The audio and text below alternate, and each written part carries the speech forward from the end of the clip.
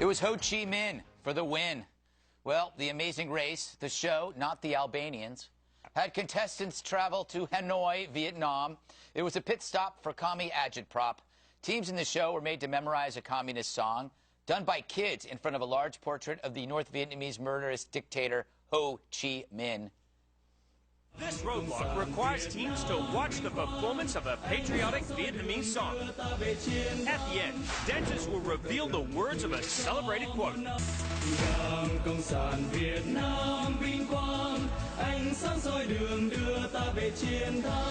like One Direction.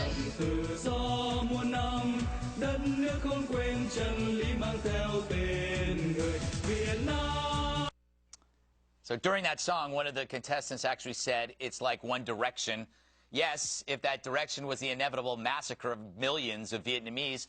Competitors then had to match the lyrics to propaganda posters. Then they were forced to visit a B-52 memorial, which was wreckage of a shot-down American bomber. Teams must now make their way to the B-52 Memorial, site of the wreckage of a B-52 bomber shot down during the Vietnam War, and where they'll find their next clue.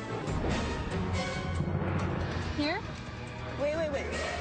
Oh, there's a U-turn board. Yeah. Oh, it's a double. This is a double U-turn. All in all, a great tribute to our troops. Nicely done, CBS. Now, you can't blame the players, they're pawns, but how did it not cross the producers' minds that this might offend the men who fought in Vietnam and the families of those who died there? What's next, Amazing Race? A jaunt through the killing fields? Note to the producer, the Khmer Rouge is not a cosmetic. But you know, it wasn't done on purpose. Most stupidity isn't. Maybe the producers are really, really young and think Vietnam is just a place where spring rolls come from. Fact is, Vietnam is a beautiful country with great people waking up from a gruesome past, and they probably find the remnants of communism every bit as repugnant. Maybe CBS should too. Eric, do you think they knew what they were doing? I think you nailed it in your monologue. You just summed it up, tied it up nicely. I think you're probably right. I think what my experience with producers is, when they're young, they look for what's the best shot. They look through a camera lens and go like this and go, wow, there's a wrecked B-52 wreckage right there. Let's use that as part of the story without thinking, what does that symbolize? It symbolizes thousands, tens of thousands of American troops who died fighting for their freedom so that they could have a TV show there. CBS fail. Bob, you're shaking your head. I'm so outraged by this, I can't believe it. CBS is idiotic. They're stupid. The idea that they would put something like that on TV, don't blame it on young producers. It had to go through somebody in the executive branch of CBS, and CBS can't do any better than that. To have people go to a memorial where Americans died, then you ought to get off the network. Take that show and shove it. Geez, I didn't expect that.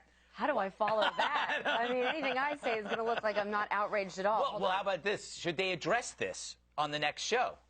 I don't know if they should apologize is what they ought to do while they cancel the show. I think Bob's right. I think the executives should address this, at least at minimum with a statement, maybe on the next show. It is a highly rated show. They could do themselves a good service by admitting this. I do think they're not mutually exclusive, though. I think you hit the nail on the head.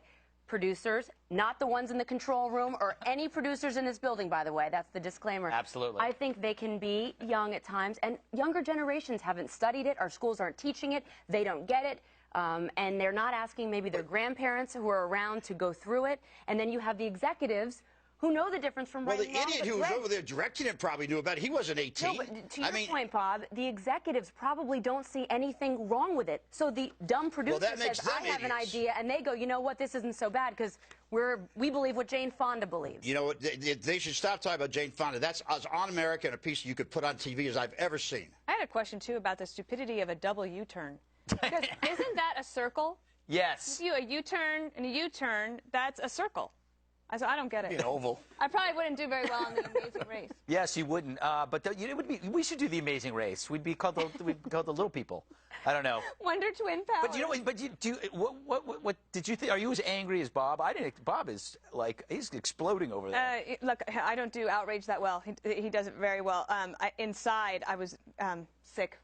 By it. It was and weird. I can imagine, too, that the Vietnamese who, look, they're trying to do some reforms, but look, there's still a lot, like the press freedoms or the lack of press freedoms there, the lack of ability to free speech is really, really bad. In addition, you have a major problem of well, they're very competent. I'm sure that the Tourism Bureau probably raised their hand and said, any reality show in America want to come here because, you know, The Bachelor went to Thailand. We'd love to have someone come to Vietnam. And so they were selling it. Yeah. They wanted to be able to, and imagine what the press is like in Vietnam today, state-controlled press, about how wonderful it is that, that Americans finally know the truth. And you know from something, those people wanted Americans to go and look at that B-52, wanted them to hear those patriotic songs, which are anti-American songs. It was a communist show put on by a network that ought to know better. All right.